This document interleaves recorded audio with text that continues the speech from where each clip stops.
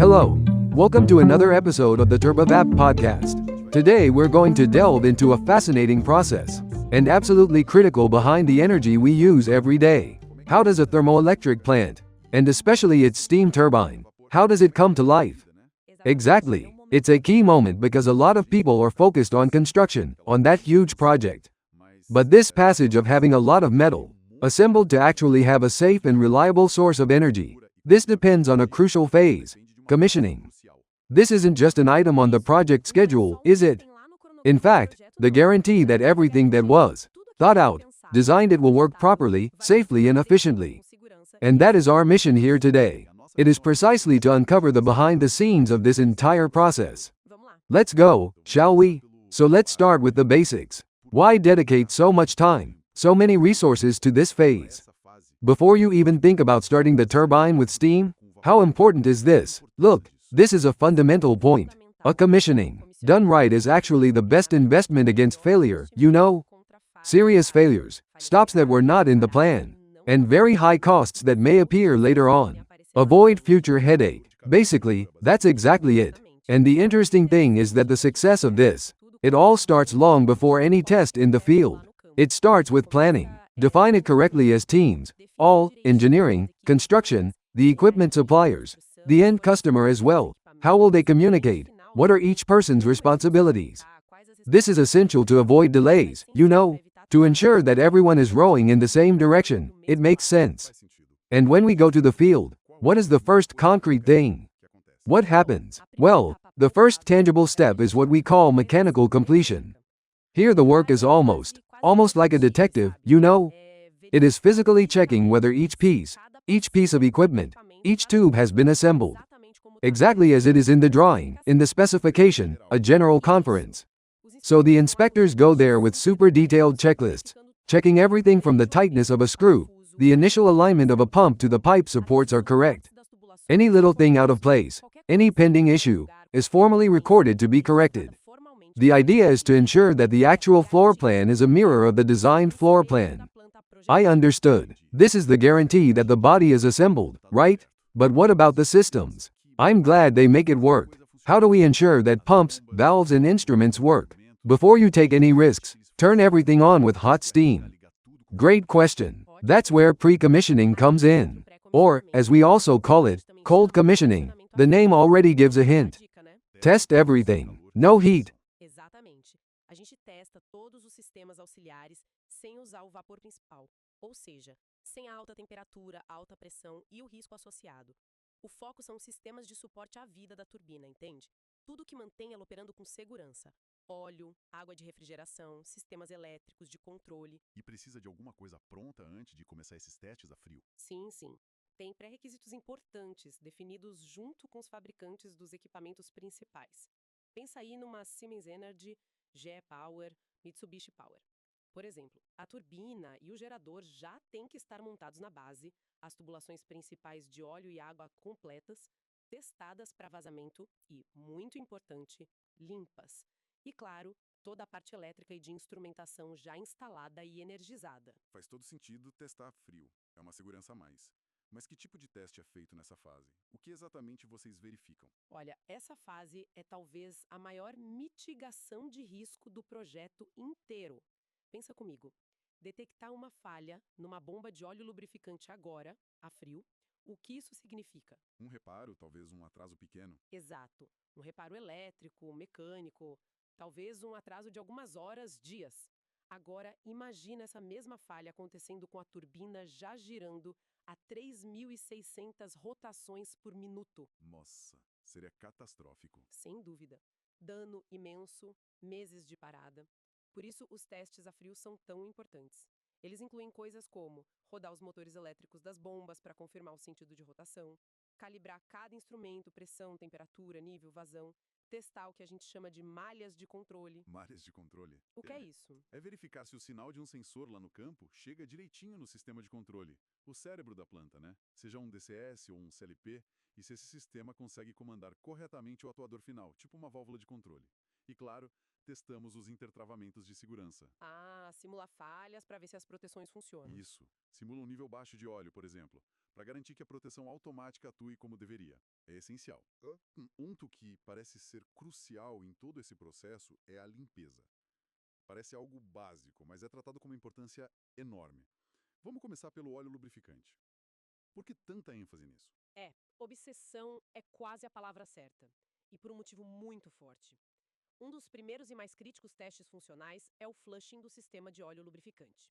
Pensa no óleo como o sangue da turbina. Lubrifica e refrigera, né? Isso. Lubrifica e refrigera os mancais que suportam aquele eixo gigante girando em altíssima velocidade.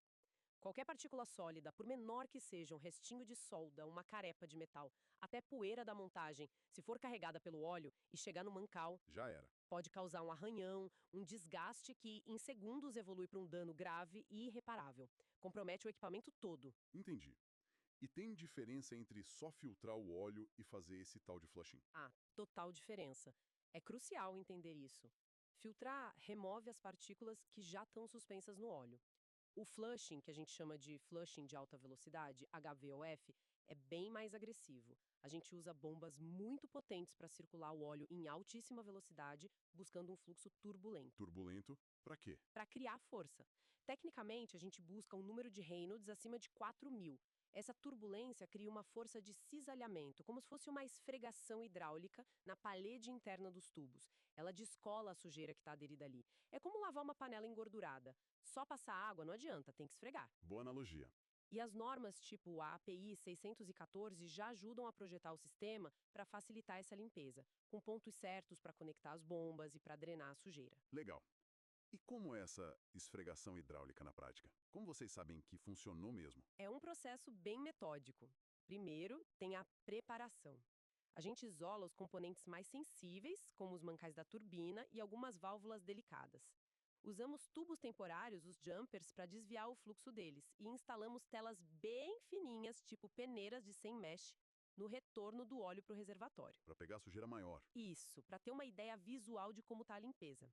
Depois, na execução, entram as bombas externas, bem maiores que as normais, para dar aquela vazão e velocidade altas. E tem um truque. A gente aquece o óleo, geralmente entre 60 a 70 graus Celsius. A aquecer ajuda. Por quê? Ajuda muito, porque diminui a viscosidade do óleo. Fica mais fino, mais fácil de atingir a turbulência que a gente precisa para arrastar a sujeira. Ouvi dizer que às vezes vocês até martelam os tubos. Isso é verdade? Não é arriscado? Parece meio bruto, né? Mas é controlado. Usamos martelos de borracha ou poliuretano ou vibradores pneumáticos, aplicados por fora. A ideia é dar uma leve vibrada para ajudar a soltar aquelas partículas mais teimosas, sabe? Que ficam presas em curvas, em soldas. É feito com cuidado, em pontos específicos. Funciona bem. Interessante. E como vocês sabem que está limpo de verdade? Só olhando as telas? As telas dão uma boa indicação visual. No começo saem sujas, depois vão limpando. Mas a prova final mesmo é científica. É o monitoramento e aceitação. A gente coleta amostras do óleo e manda para o laboratório fazer contagem de partículas, seguindo normas internacionais como a ISO 4406. O objetivo é atingir uma classe de limpeza específica, tipo 17, 15, 12, que diz basicamente que quase não tem mais partículas acima de certos tamanhos microscópicos. É garantir que o óleo esteja, tipo, cirurgicamente limpo. Exatamente essa a ideia. E se tiver suspeita de verniz, que é um produto da degradação do óleo, às vezes precisa até de uma limpeza química antes, para dissolver esse verniz antes do flushing mecânico. Uau! Ok, então as artérias do óleo estão limpas. Mas e o combustível? O vapor? As linhas de vapor também precisam dessa limpeza rigorosa? Com certeza, tão ou mais importante até. Para isso, fazemos o sopro das linhas de vapor, ou steam blowing. As tubulações de vapor, principalmente as de alta temperatura, vêm de fábrica com uma camada de óxido, a tal carepa de laminação ou mill scale. Resto de fabricação, né? Isso. E a própria soldagem na montagem deixa resíduos. Se essas partículas forem carregadas pelo vapor quando a turbina operar, elas viram um jato de areia nas palhetas. Um jateamento interno que estraga tudo. Exatamente. Causa erosão, perda de eficiência, pode quebrar palhetas, um desastre. Então, o princípio do sopro é parecido com o do flushing. Gerar um fluxo de vapor pela tubulação com uma força de limpeza, uma força de arraste, maior do que na operação normal. Para arrancar o que a operação normal não arrancaria. Isso. A gente quantifica isso com o fator de força de limpeza, CFR. Comparamos a energia do vapor na limpeza com a da operação. O normal é querer um CFR de pelo menos 1,2, ou seja, 20% a mais de força de limpeza. Entendi a lógica. E como se consegue essa força extra? Aumenta a pressão da caldeira? Tem duas maneiras principais.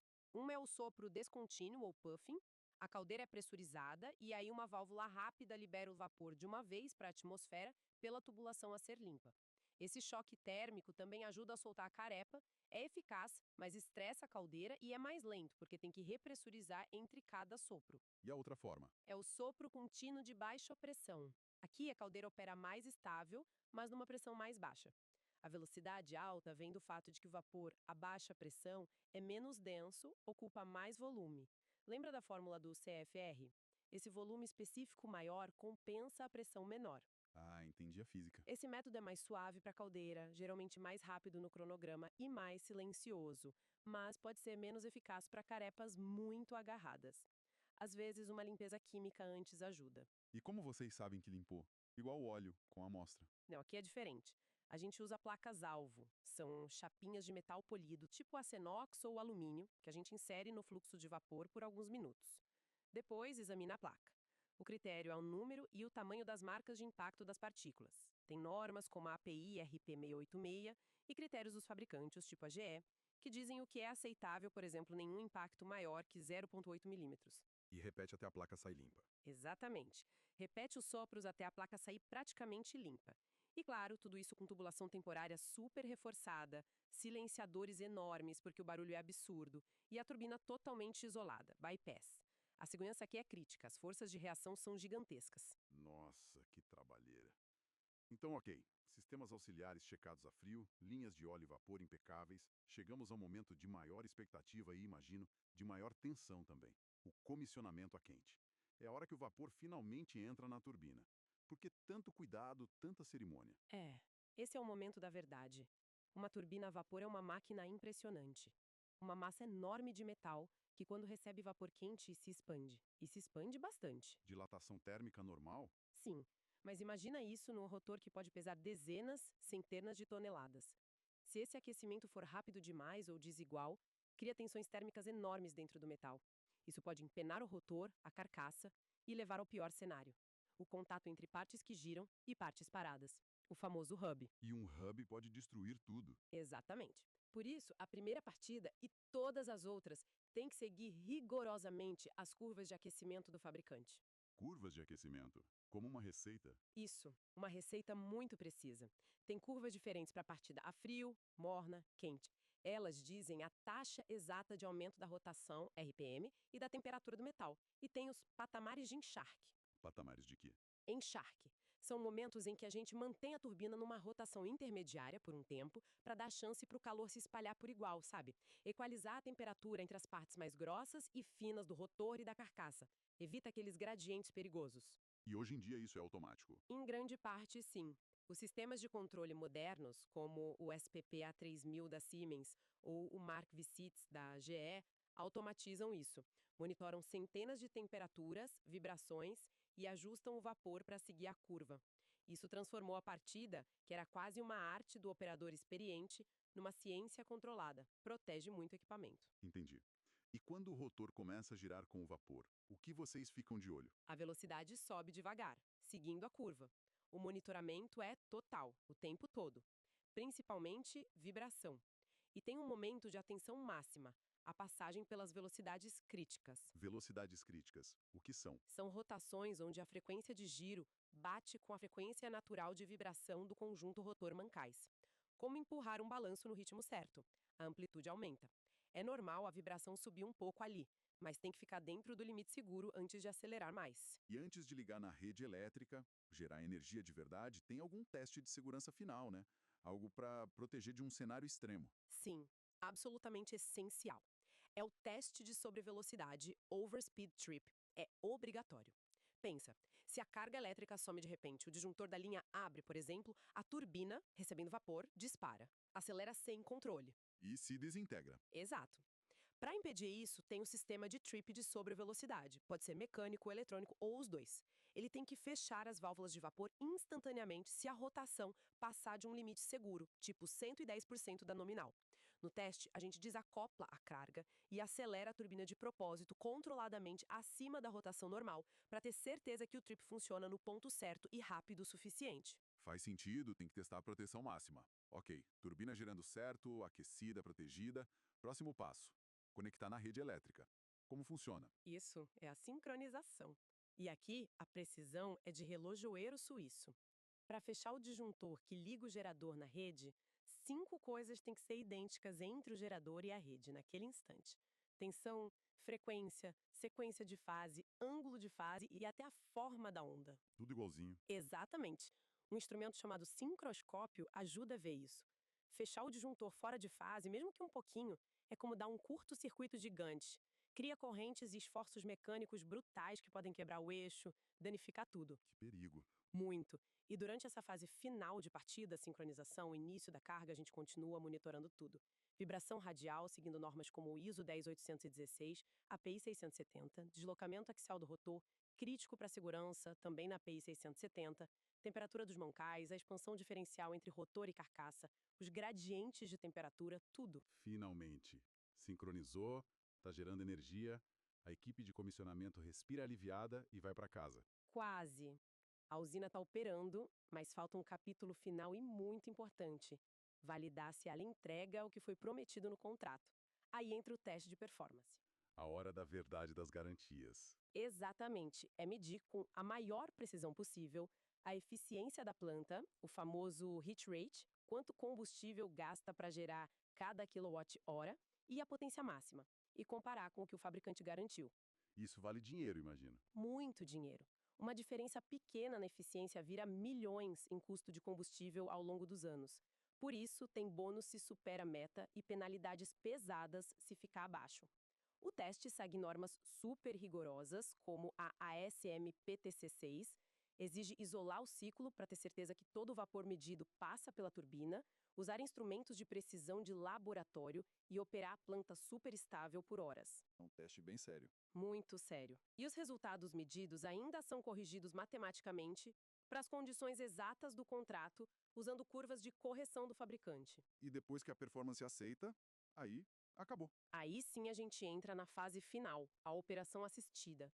A equipe de comissionamento fica mais um tempo na planta, acompanhando a operação comercial, fazendo ajustes finos nos controles e, super importante, terminando o treinamento prático da equipe do cliente que vai operar a usina.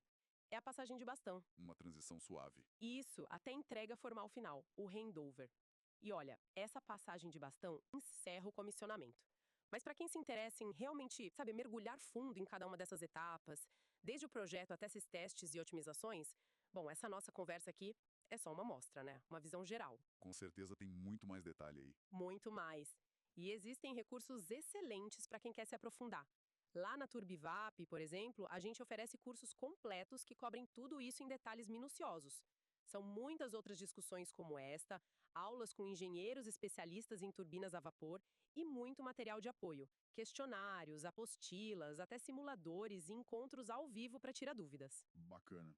Quem tiver interesse em se desenvolver nesse setor de termoelétricas pode dar uma olhada lá no site. É www.turbivap.com.br. Ótima dica. Bom, olhando para esse processo todo que você descreveu, quais são os problemas mais comuns? Aqueles que mais tiram o sono das equipes de comissionamento na prática? Olha, a experiência da indústria, o que a gente vê em fóruns como Turbo Machinery and Pump Symposia, mostra que alguns desafios são bem recorrentes. Vibração é o principal.